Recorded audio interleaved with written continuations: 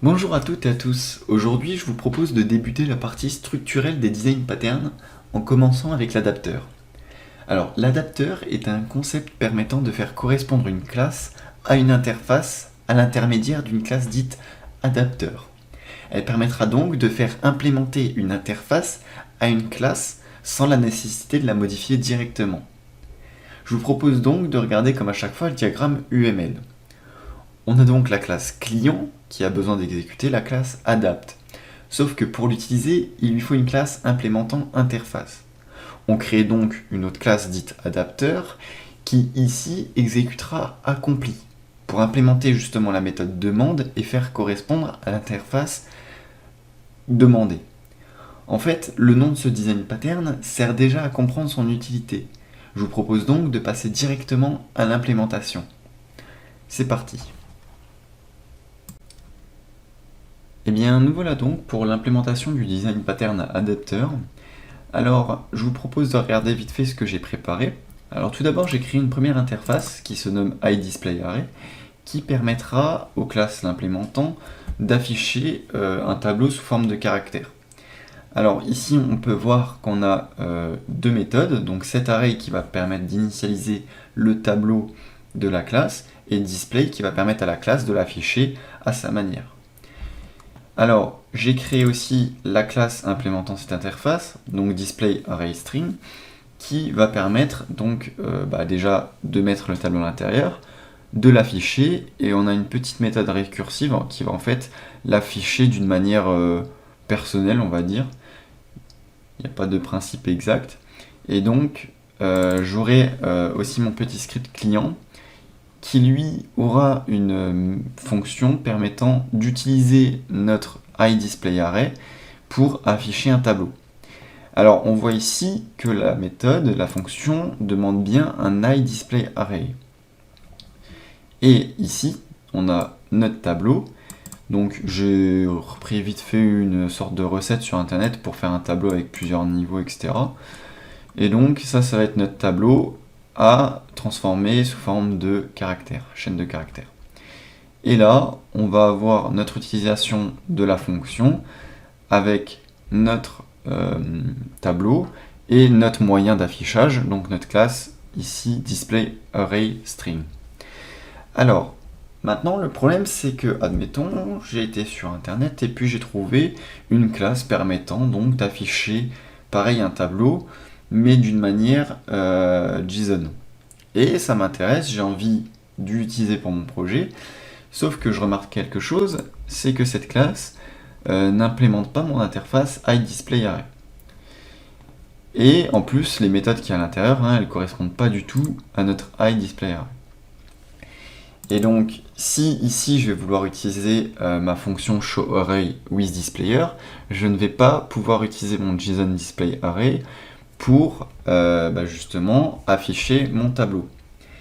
Alors pour cela, on va devoir créer un adapteur qui va nous permettre à la classe JSONDisplayArray de correspondre à l'autre interface. En sachant qu'ici, on ne va pas pouvoir modifier pour écrire implement iDisplayArray, on va le faire d'une manière bien différente. Alors je vous propose de regarder tout de suite comment on va faire ça.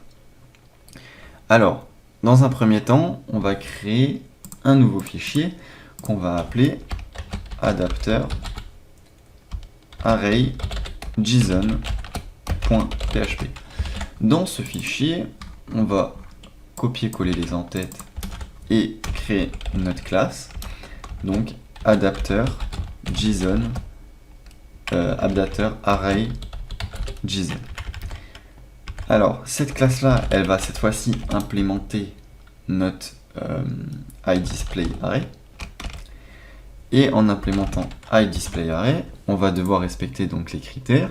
Donc on va implémenter les méthodes.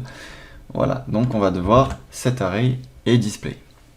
Alors, ce que je propose ici, c'est que du coup, on doit transformer notre classe AdapterArrayJSON afin qu'elle puisse être implémentée par iDisplayArray. Alors déjà, je vais regarder un peu comment mon JSON Displayer il fonctionne. Alors, on voit qu'on peut y mettre le tableau. On peut préparer afin que il enregistre le string, on va dire le tableau sous forme de caractère. Et enfin, on peut l'afficher donc pour afficher le JSON ici. Alors, la chose intéressante là-dedans, c'est qu'on va déjà regrouper deux méthodes, la méthode show et la méthode prépare.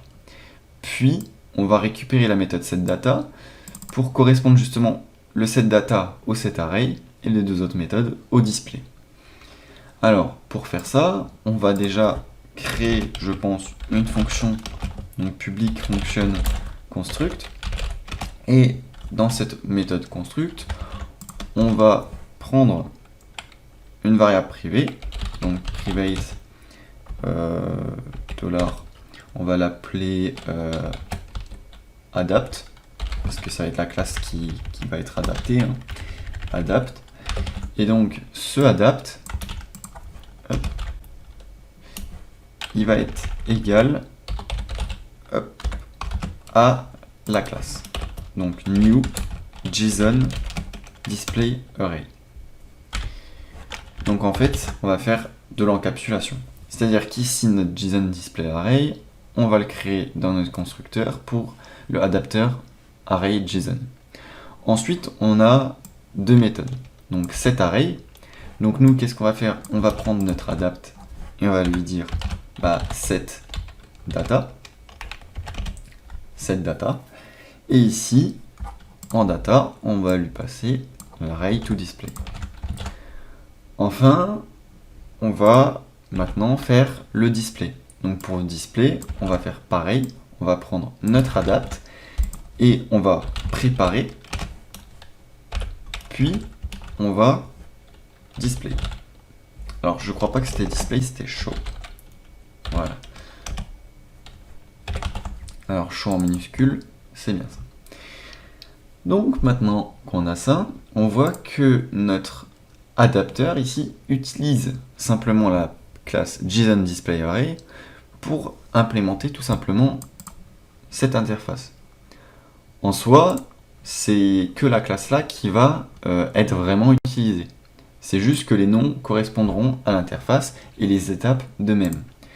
C'est-à-dire qu'ici, si je teste en faisant un cd app et adapteur, si je fais avec notre display array string, donc ici je vais faire php client.php, eh bien on peut voir qu'il l'affiche de manière personnelle, hein, comme je vous l'ai dit, c'était quelque chose que j'ai fait, il n'y a pas de principe à respecter, donc voilà, si vous voulez voir un petit peu la fonction qui affiche ça, fonction récursive, voilà, et donc on va pouvoir le changer tout simplement en changeant de display array. Donc vu que maintenant notre JSON display array peut implémenter notre iDisplay array, et bien on peut faire directement adapteur array JSON. Donc en fait c'est comme si on utilisait la classe là, sauf que elle sera reconnue et utilisée comme une iDisplay array. Donc là je vais lancer. Et on voit ici qu'il récupère ma recette et qu'il affiche au format JSON. Donc là, on vient, sans modifier la classe, bien sûr, la classe de base, on vient de l'adapter à une interface pour nos besoins. Voilà, le tuto est terminé et j'espère que cela vous aura aidé. Si vous avez besoin d'aide, n'hésitez pas à mettre des messages dans les commentaires. Et je vous retrouve pour le prochain design pattern. Ciao, ciao.